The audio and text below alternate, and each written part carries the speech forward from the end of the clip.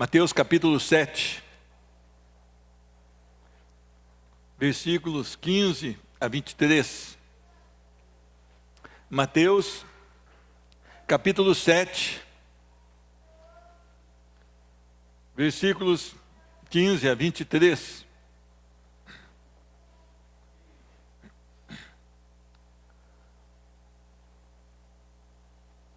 Mateus 7, 15 a 23. Acautelai-vos dos falsos profetas, que se vos apresentam disfarçados em ovelhas, mas por dentro são lobos roubadores. Pelos seus frutos os conhecereis. Colhem-se, porventura, uvas dos espinheiros, ou figo dos abrolhos? Assim, toda árvore boa produz bons frutos, porém a árvore má produz frutos maus. Não pode a árvore boa produzir frutos maus, nem a árvore má produzir frutos bons. Toda árvore que não produz bom fruto é cortada e lançada ao fogo. Assim, pois, pelos seus frutos os conhecereis. Nem todo o que me diz, Senhor, Senhor, entrará no reino dos céus, mas aquele que faz a vontade de meu Pai que está nos céus. Muitos, naqueles dias, hão de dizer-me, Senhor, Senhor, porventura não temos nós profetizado em teu nome, e em teu nome não expelimos demônios, e em teu nome não fizemos muitos milagres? Então eu lhes direi explicitamente, nunca vos conheci, apartai-vos de mim, os que praticais a iniquidade. Sai um amém, Lindalvo? Amém? Saiu meio para dentro, mas amém? Ele termina meio duro, né? A palavra do Senhor é assim mesmo. Vamos orar? Senhor Deus, muito obrigado, porque Tu tens sido extremamente generoso. Nós estamos dentro desse templo de adoração, temos irmãos que o Senhor mandou para que nós estivéssemos nessa caminhada juntos, e nós podemos todos, com um só propósito, adorar o Teu santo nome. Senhor Deus, a Sua palavra agora está sendo lida aqui, e vai ser explicada.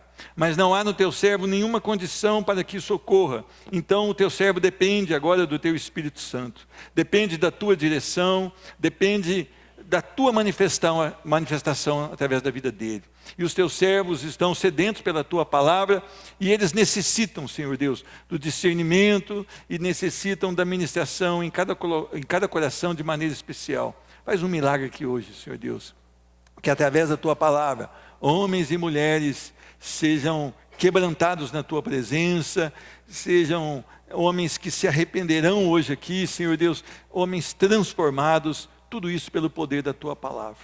Senhor Deus, nós esperamos somente no Senhor, e é no nome de Jesus que nós oramos e agradecemos. Amém e amém. Meus irmãos, no final do Sermão do Monte, o Senhor Jesus vem nos alertar sobre falsos profetas.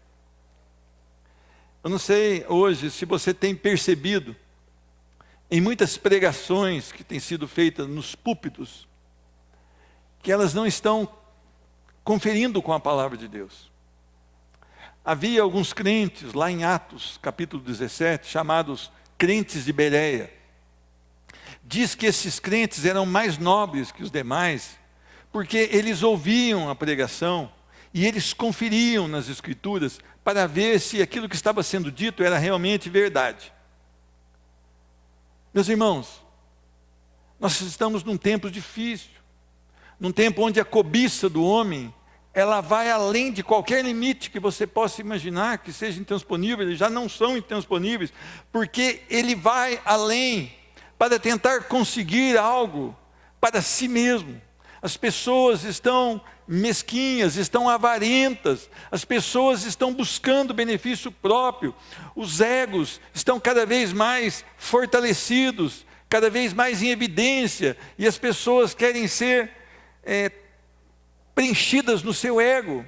Por isso nós temos também hoje o perigo eminente, que são os falsos profetas entrando disfarçados para tentar cativar os corações.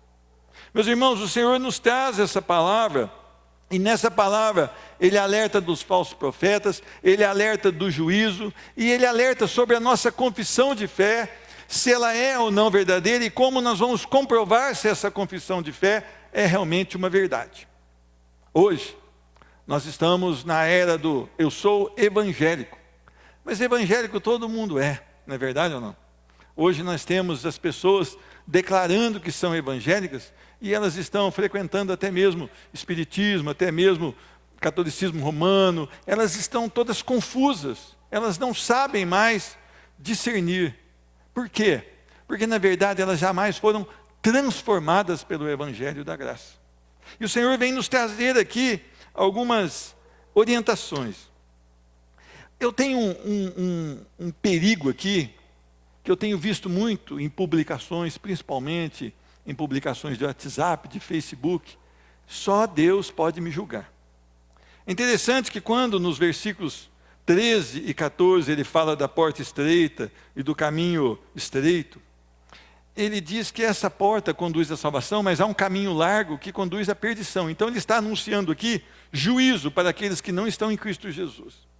E é interessante que quando nós chegamos para as pessoas e somos exortados e a pessoa fica brava, ela diz, olha, só Deus pode me julgar. Pode ficar sabendo que Ele vai julgar mesmo. E esse é o grande perigo. O dia que Ele julgar, Ele não virá como Salvador, com a sua mão de misericórdia. Ele não virá para salvar, mas Ele virá como reto e justo juiz. E esse é o grande problema. Que essa geração, a geração 2019, a geração gospel, não está compreendendo.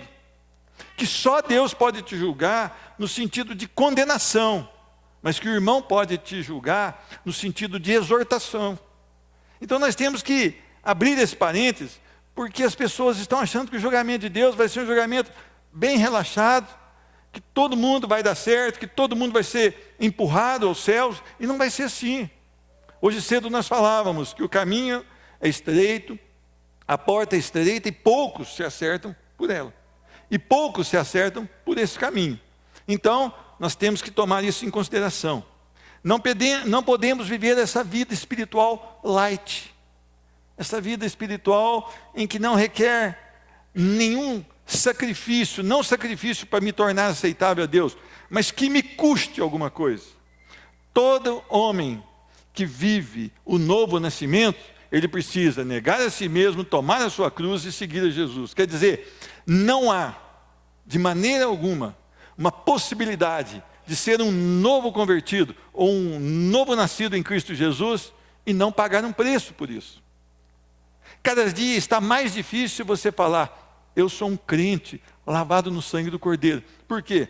O mundo está pressionando para que nós sejamos um crente bem relapso, não é verdade ou não? Para que nós sejamos ecumênicos.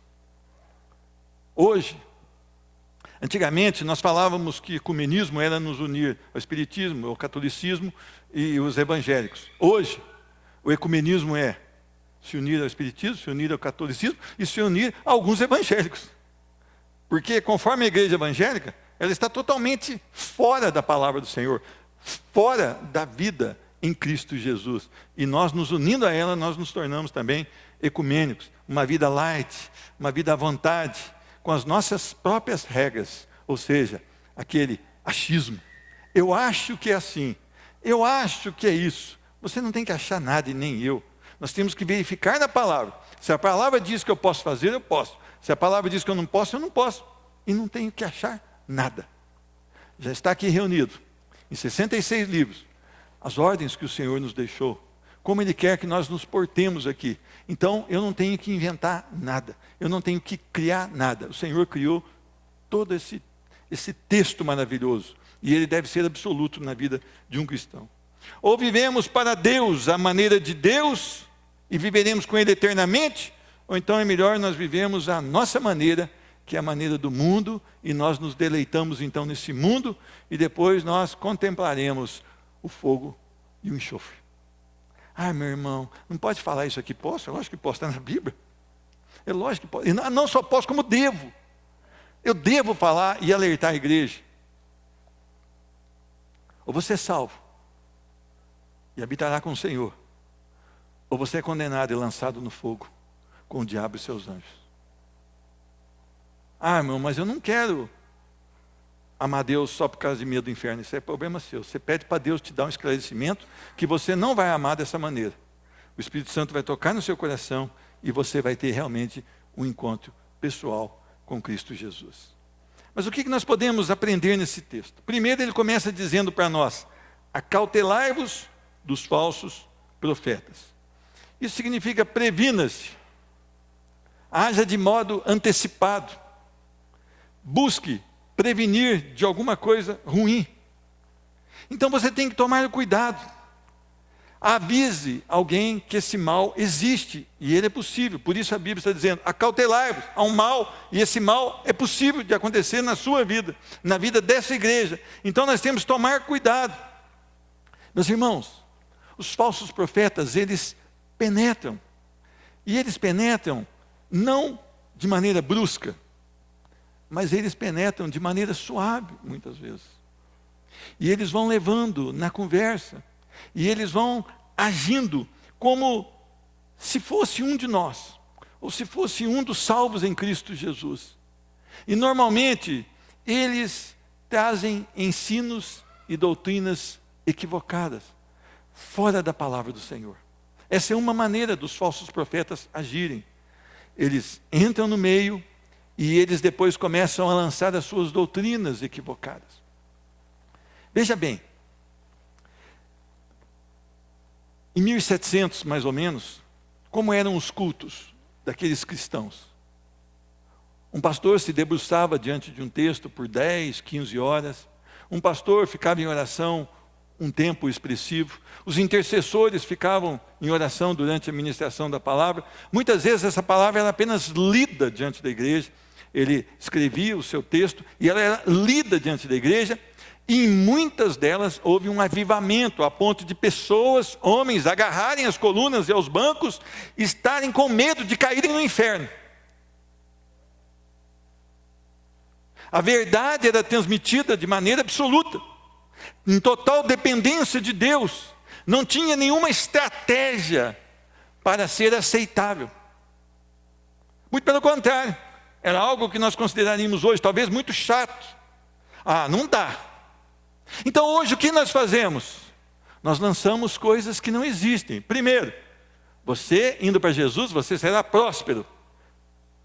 Quem falou isso? Estou falando de prosperidade aqui nessa terra. De ganhar coisas. Onde está isso na palavra? Mas eu peguei que eu não vou ser cabeça, eu vou ser cabeça, eu não vou ser cauda. Você pegou um texto fora de contexto. Mas eu peguei que eu vou pisar na Canaã. Já pisaram na Canaã. Agora nós vamos pisar na Canaã celestial. E você precisa colocar os seus olhos em Cristo Jesus. Então nós começamos a deturpar a palavra do Senhor e tornar essa palavra do Senhor aceitável às multidões. Então qual que é uma das estratégias dos falsos profetas? Dizer para você: está tudo bem com a sua vida. Dizer para o casal de namorados: olha, um sexo fora do casamento não tem nada a ver, continua, Deus sabe de todas as coisas, Deus perdoa, vai, aproveita. Aliás, hoje, quando há um adultério, a gente não diz: este adulterou com essa. Não, eles tiveram um caso. Nós estamos amenizando o que a Bíblia condena. Nós estamos passando a mão na cabeça. Eu digo isso porque isso são obras de um falso profeta. E eu estou dizendo nós, porque eu vejo muitos que se chamam evangélicos fazerem dessa maneira. Nós precisamos ter uma vida apegada à palavra de Deus. A palavra de um falso profeta, a princípio, ela é agradável. Ela vai dizer para você que está tudo bem com a sua vida. Meu irmão, se você entrou aqui hoje achando que está tudo bem com a sua vida, você está passando por um engodo. Você está passando por um engano.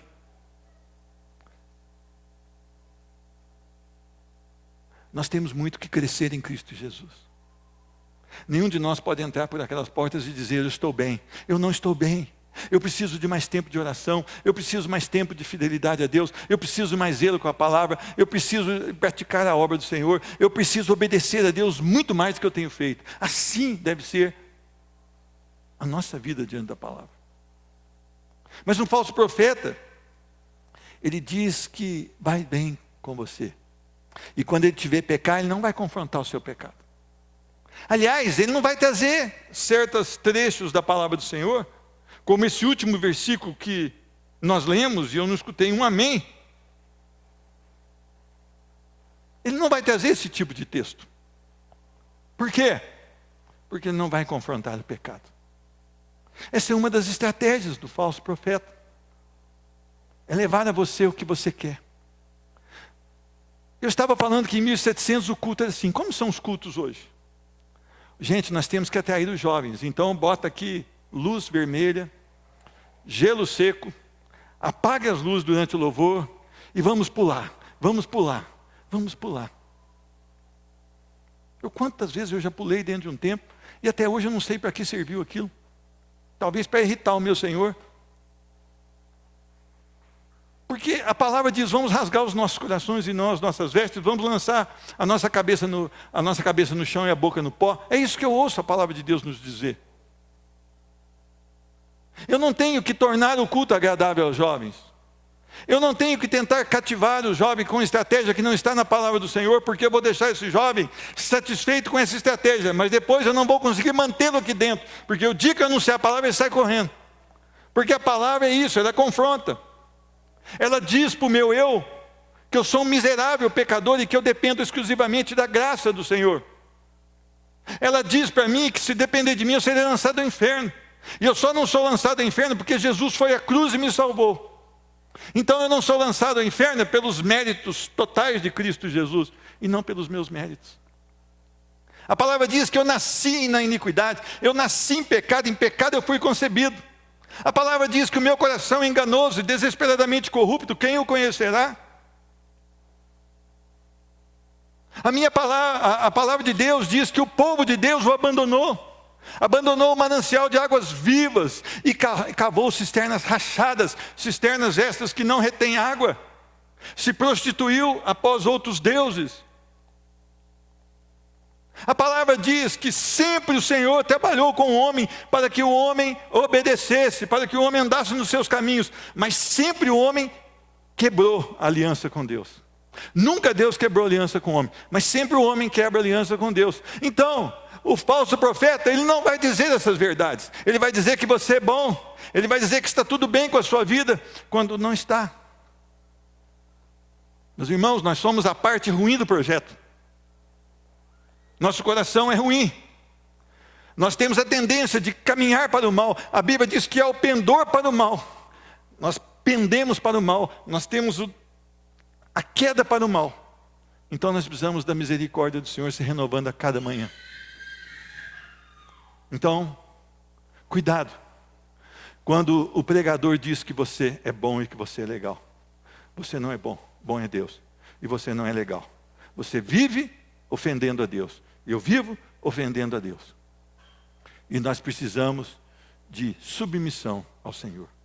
Uma outra estratégia do falso profeta é quando ele prega corretamente. Ele prega corretamente, mas ele prega com a motivação errada. Filipenses capítulo 1, Paulo está dizendo, o que importa? Uns pregam por inveja, outros pregam de outra maneira. Importa que Cristo esteja sendo pregado. Paulo não está dizendo que importa que eles estão pregando a mentira, igual nós temos visto aí. Não importa, o fulano lá está pregando. Não importa você comprar o tijolinho lá, porque o que importa é que está pregando. Não, Paulo não está dizendo desses homens, não. Paulo está dizendo homens que pregam a verdade, mas com a motivação errada. Tome cuidado com essas pessoas. Procure conhecê-los, procure caminhar junto. Meus irmãos, a motivação errada faz toda a diferença na sua vida. Porque uma hora ele pode mostrar quem ele é. E ele pode trair você, e você pode ficar prostrado. Quando você começar a caminhar com essa pessoa, você vai observar que a sua frutificação é diferente da sua pregação. O que ele produz é diferente daquilo que ele prega. Por isso você precisa estar atento. Por isso você precisa caminhar com as pessoas. Olha, você precisa entender que na igreja do Senhor, nós temos que tomar também esse cuidado. Às vezes você recebe pessoas. Então é bom que a gente tenha um tempo junto de caminhar. É necessário que a gente caminhe um pouco junto para conhecer as pessoas. Os mais antigos falavam que para a gente conhecer uma pessoa tinha que comer um saco de sal junto, não é? O saco era de 60 quilos, então quer dizer, demora muito tempo para você conhecer uma pessoa. Eu acho que eu conheço a minha esposa muito bem, mas talvez eu esteja enganado, né? Eu não a conheço tanto assim. Ela acha que me conhece muito bem. Quando eu chego em casa, ela fala, o que aconteceu? Eu falei, mas não falei nada. O que aconteceu? Ela está vendo o semblante e sabe que alguma coisa aconteceu. Quer dizer, porque tem uma experiência junto. Talvez ainda não saiba tudo, mas já caminhou bem. Assim deveria ser o nosso cuidado, também com as pessoas que estão no nosso meio. Meus irmãos, se há um alerta aqui, acautelai-vos dos falsos profetas, é porque eles existem. Eles existem. E eles podem estar disfarçados do que? Está dizendo aí? De ovelhas. Ovelha é dócil. Ovelha, vamos dizer, é mansa. Mas é só um disfarce. É uma hipocrisia. E essa hipocrisia, depois ela pode ser mostrada. E você pode ser surpreendido. A segunda coisa que eu aprendo aqui é que a vida espiritual é comprovada pelas obras. Olha o que diz o versículo 16. Pelos seus frutos os conhecereis.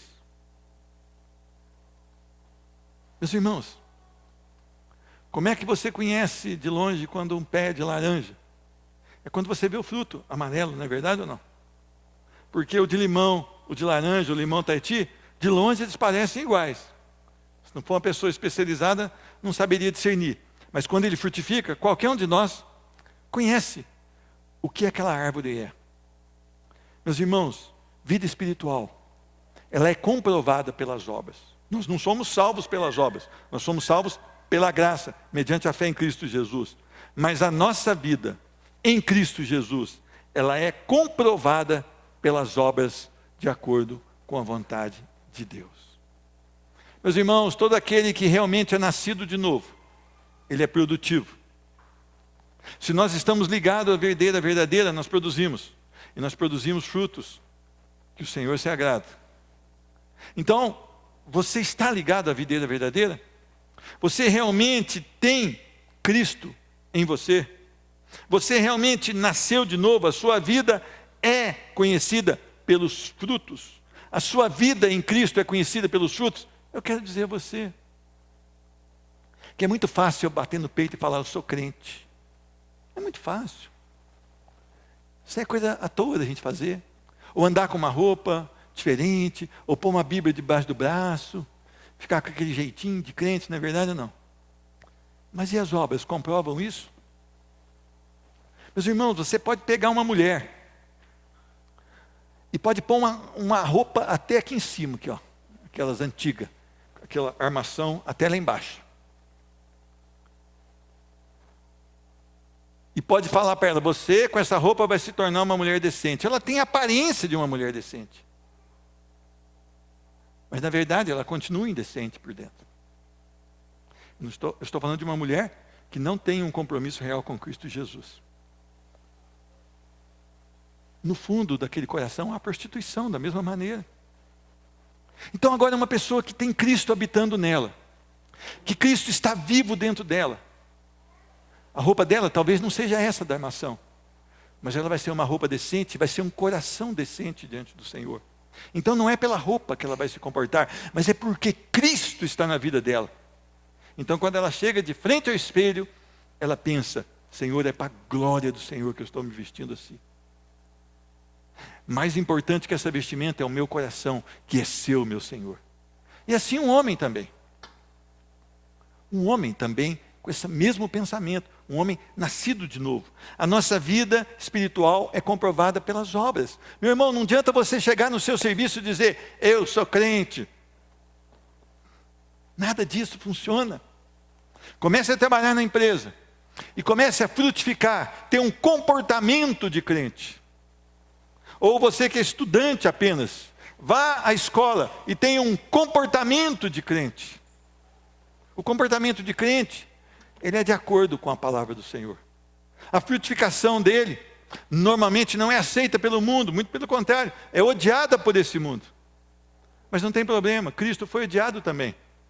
E se você tem Cristo dentro de você, você vai ser odiado, porque Cristo está vivo em você. E como o mundo odeia Cristo, o mundo vai odiar você.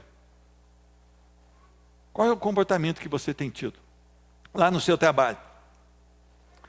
Você é uma pessoa diferenciada porque você teme a Deus? Ou você entra na conversa daqueles outros que não temem a Deus e tem um comportamento misturado com aquelas pessoas? Terceira coisa que eu aprendo aqui, versículos 17, 18 e depois o 20. Olha o que diz. Assim, toda árvore boa produz bons frutos, porém a árvore má produz maus frutos. Não pode a árvore boa produzir frutos maus, nem a árvore má produzir frutos bons. Assim, pois, versículo 20, pelos seus frutos os conhecereis. Não há nenhuma possibilidade, meu irmão. Não há nenhuma possibilidade de um homem, uma mulher, não nascer de novo e produzir a frutificação do Espírito Santo. Não há. É um disfarce, mas não há. Não consegue. Não vai conseguir levar isso à frente. Você pode até tentar ser um religioso. Você vai conseguir talvez por um ano ali. Muita hipocrisia você vai conseguir levar por um ano, por 2 anos, por 3 anos e depois você vai cair. Sem Cristo nós não conseguimos produzir os frutos bons. Nós seremos uma árvore má que produz maus frutos. E ponto final. E isso vai ser revelado. Meus irmãos, quando Cristo vive num homem, o Espírito habita nele. E aí há a frutificação de quem? Do Espírito. E a frutificação do Espírito qual que é? Paz, alegria, bondade, longanimidade, benignidade, domínio próprio, mansidão, amor. Só um homem cheio do Espírito Santo pode produzir esse fruto. A palavra não diz os frutos do Espírito, mas ela diz o fruto do Espírito. Imagine uma tangerina, né? Uma pocã, vamos dizer, que você entende mais. Ali tem, cada um daqueles gomos é uma característica do fruto do Espírito, mas é uma fruta só. Assim é o coração daquele que ama Deus em verdade, daquele que foi transformado pelo Senhor em verdade. É interessante que a palavra do Senhor, ela nos traz essa diferença, né? As obras da carne e as obras do Espírito. Digo, porém, andai no Espírito, e jamais satisfareis a concupiscência da carne. Concupiscência significa desejo mal da carne. Porque a carne milita contra o Espírito, há uma guerra, e o Espírito contra a carne, porque são opostos entre si. Para que não façais o que porventura seja do vosso querer. Quer dizer, nós temos a tendência de querer o que é ruim. Mas, se sois guiados pelo Espírito, não está sob a lei. Ora, as obras da carne são conhecidas e são. Olha aqui, vê se confere com a tua vida. Prostituição. Ah, não, meu irmão, eu não estou na esquina, não. Não, prostituição não é estar na esquina, não. É também estar na esquina. Mas eu posso estar no interior do meu quarto, com a minha internet ligada numa pornografia terrível. Eu posso estar desejando a mulher do outro, ou a mulher pode estar desejando o marido do outro. Eu posso ter o meu coração e as minhas palavras todas voltadas para a prostituição. Então muitas vezes a gente fala, não, isso aqui não me pega. Impureza, tudo aquilo que não é puro. Deus é puro, as coisas de Deus são puras. Tudo que está contaminado. O que mais? Lascívia. Essa tendência da carne para sexo. Idolatria, feitiçarias, inimizades, porfias, guerra um com o outro, ciúmes, iras, discórdias, dissensões, facções ou separações, inveja, bebedice. Ah, meu irmão, acabou comigo, não é? Essas são as obras da carne. Há isso na sua vida? Agora a palavra continua. Glutonaria, comilão, beberrão.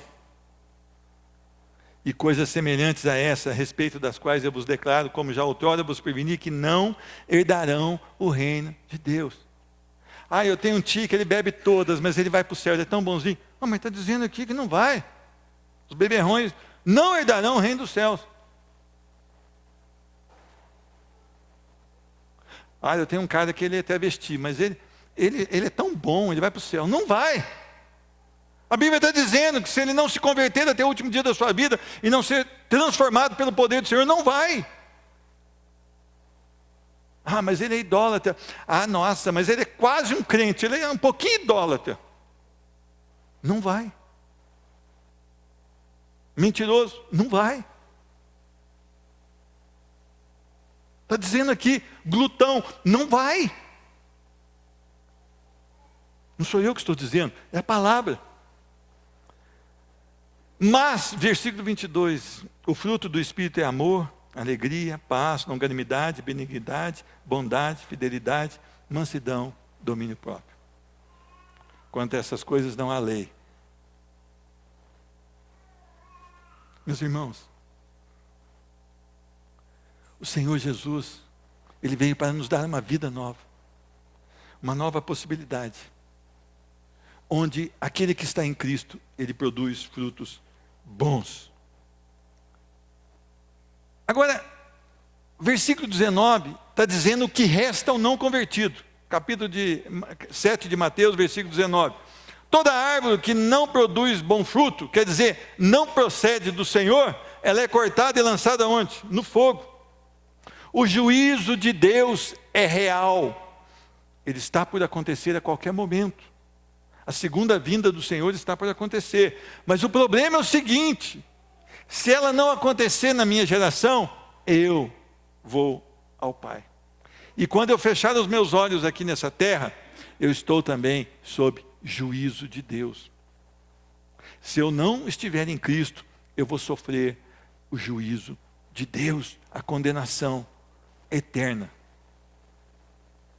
Meus irmãos, as pessoas estão vivendo como se o juízo não existisse e nunca acontecesse. As pessoas estão inseridas dentro de uma igreja evangélica, vivendo uma vida totalmente diferente da palavra de Deus. Elas estão brincando com as coisas de Deus, mas de Deus não se zomba. Com as coisas de Deus não se brinca. E há juízo para aquele que não está nele. E os falsos profetas não pregam sobre juízo. Os falsos profetas não vão falar da ira de Deus. Os falsos profetas não vão falar sobre o inferno. Os falsos profetas não vão ler que o inferno, ele é terrível. Está dizendo em Apocalipse. É terrível. A palavra quando diz haverá choro e ranger de dente, imagina só. Agora tem uma fala aqui muito forte, versículo 21. Nem todo que me diz Senhor, Senhor, entrará no reino dos céus. A falsa confissão de fé em nosso meio. As pessoas dizem, eu sou do Senhor Jesus. Quando a palavra está dizendo aqui, nem todo que me diz Senhor, Senhor, entrará no reino do céu, ela está dizendo para aqueles que professam que Jesus Cristo é o Senhor, ou que Deus é o seu Rei, o seu Senhor. Não está falando para aquele lá de fora que não acredita em Deus, está falando para você, para mim, que está inserido dentro de uma comunidade, que tem sempre a leitura da palavra, que tem o exemplar da Bíblia na sua casa, que vive dizendo que Deus é o seu Rei, o seu Senhor, mas que a sua vida não está nele. Meus irmãos, ele diz o quê? Todo aquele que diz Senhor, Senhor, não entrará no reino do céu. Nem todo que diz Senhor, Senhor entrará no reino do céu, mas aquele que faz o quê? A vontade. Dizer Senhor, Senhor e viver diferente da palavra é a falsa confissão de fé. É o resultado da descrença em Cristo. Eu e você, nós precisamos estar atentos. A fé verdadeira é uma fé obediente. Meus irmãos, Como você diz que ama a Deus se você não obedece? Como que você diz que você ama a Deus se você não tem prazer em cultuá-lo e adorá-lo? Como que você diz que Deus é a razão da sua vida se você não o respira dia e noite? Como que você diz se Deus é o provedor se você nem sequer agradece o alimento que foi colocado à sua mesa? Nós precisamos estar atentos, se nós não somos esse tipo de gente que tem feito uma falsa declaração de fé. Senhor, Senhor, Ele é o meu rei, Ele é o meu Deus, mas não obedece a sua palavra. Dizer que ama a Deus sem obedecê-lo é uma fraude, é um engano. Olha o que diz em 1, não precisa abrir não, 1 Samuel 15, 22. Acaso tem o Senhor prazer em holocaustos e em sacrifícios, quanto em que se obedeça a sua palavra? A obediência é melhor que o sacrifício, e a submissão é melhor do que a gordura de carneiros. Vocês entenderam isso? Obedecer é melhor do que sacrificar. Meus irmãos, vez e meia eu converso com algumas pessoas, e eu digo, onde você está? Eu estou pagando aqui uma penitência, eu vou a tal lugar, eu caminho pela estrada, uns vão... Tem engraçado que cavalo também paga penitência, que os caras vão montados em cavalo, né? E tem uns que são, né? O coitado do cavalo é que paga o negócio. É, isso mesmo. E é interessante, eles vão, pagam, e depois celebram com a bebedeira. E voltam fazendo as mesmas coisas que faziam. Esse é o pior de tudo. Quer dizer, obediência é melhor que o sacrifício. De que vale isso? Eu vou, falo para o Senhor que é para agradá-lo, e eu vou uma espécie de punição a mim mesmo, e depois eu faço tudo de novo. Aí depois, quando eu encho a minha medida de pecado, eu vou lá e vou me punir de novo, e o Senhor, então, teoricamente, esvazia o meu saquetel de pecado, e eu volto com ele para enchê-lo novamente. Isso é a falta de Deus vivo nos corações. E é interessante que isso entrou agora e permeou na igreja evangélica. Então agora, faz o seguinte, continue desobediente, mas dê o dízimo. Olha, continue desobediente, mas eu tenho uma bênção para vender para você aqui. Ou então faça isso e faça aquilo outro, mas continue em desobediência. Isso está no meio de nós, da igreja evangélica brasileira. Isso é terrível. Assim diz o Senhor dos exércitos, o Deus de Israel: ajuntai os vossos holocaustos aos vossos sacrifícios e comei carne. Porque nada falei a vossos pais no dia em que os tirei da terra do Egito, nem lhes ordenei coisa alguma acerca de holocaustos ou sacrifícios. Mas isto lhes ordenei, dizendo: dai ouvidos à minha voz, e eu serei o vosso Deus, e vós serei o meu povo. Andai em todo o caminho que eu vos ordeno, para que vos vá bem. Mas não deram ouvidos, nem atenderam, porém andaram nos seus próprios conselhos, e na dureza do seu coração maligno, andaram para trás e não para adiante. Jeremias 7, 21 a 24. O Senhor quer obediência. Servo, obedeça a Deus. Ah, mas eu não sei o que Deus quer. Então leia a Bíblia. Leia a Bíblia e você saberá o que Deus quer. Quando você tiver que tomar uma decisão, você vai se lembrar, ou você vai buscar na palavra do Senhor, e Deus vai te dar a resposta, como você deve agir em tal situação. O que importa é você desejar obedecer a Deus do fundo do seu coração e buscar a obediência através da sua palavra. Exercitar justiça e juízo é mais aceitável ao Senhor do que sacrifício. Provérbios 21, 3. Pois misericórdia quero e não sacrifício, e o conhecimento de Deus mais do que holocaustos. Oséias 6, 6. É a palavra do Senhor. Nós precisamos parar de viver na hipocrisia, falando que amamos a Deus, mas andando diferente da palavra do Senhor. Nós precisamos orar todos os dias: Senhor, muda o meu coração, porque o meu coração, ele tem sido atraído pelas coisas desse mundo. Senhor, transforma minha vida, porque há um querer ainda em praticar o mal. Ou talvez esse querer já está sumindo, mas eu ainda pratico o que eu não devo praticar. é preciso buscar no Senhor. Nunca vos conheci. Essa é a palavra que eu não quero que nenhum de nós receba no último dia. Meus irmãos, muitas pessoas dizem que muitas vezes quando nós pregamos o Evangelho nessa igreja, nós pregamos sem amor. Muito pelo contrário.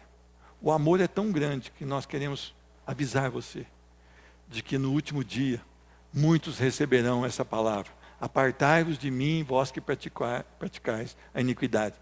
Nunca vos conheci, ou seja, nunca tive um relacionamento com vocês.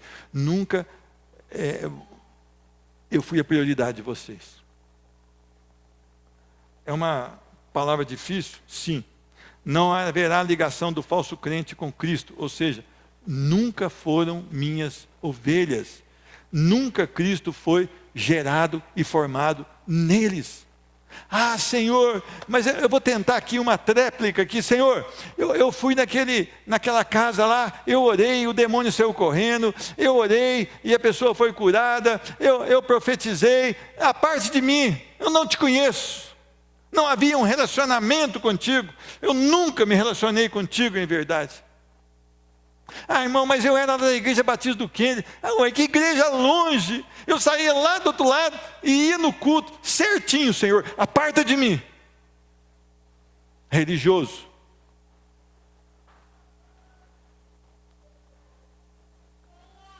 Meus irmãos, você viu que a palavra de Deus é maravilhosa. Porque é uma possibilidade de salvação para o pior dos pecadores. Eu não sei, o testemunho seu, o meu aqui, eu não sei, eu acho que só. Talvez eu perca só para o de Israel. Mas ainda não contei tudo para você não, irmão. Mas eu não conheço de vocês. Mas o que importa é que Deus me salvou. Salvou o irmão Israel. Salvou você. Você chegou perto dele todo sujo do mundo. Como o filho pródigo chegou. Com aquela roupa fedendo a porcos. Que ele cuidava de porcos, ele queria comer da comida de porcos, e ele fala, eu vou voltar para a casa do meu pai, lá os empregados do meu pai, têm uma vida melhor que eu tenho aqui, e eu vou dizer para ele, pai, eu não preciso ser recebido como filho mais, eu não sou digno, mas me receba como seu empregado, e ele volta para o pai em humilhação, e o que o pai faz? O pai vê que ele está voltando, corre, cheio de compaixão, o abraça e o beija, e diz aos seus funcionários, traga a melhor roupa, traz o anel, traz o novilho cevado, que nós vamos celebrar. É assim que Jesus sente quando nos salva. É assim que é o céu. Alegria. Por quê? Porque Deus salvou um pecador, que não merecia ser salvo, mas a graça atingiu, e o salvou, e ele foi resgatado, e agora há louvor ao Senhor. Não ao pecador, ao Senhor. E não é maravilhosa essa notícia? E não é isso tudo que nós precisamos? Por que nós estamos correndo atrás de coisas que vão ficar aqui? Por que nós estamos empenhados em ganhar coisas?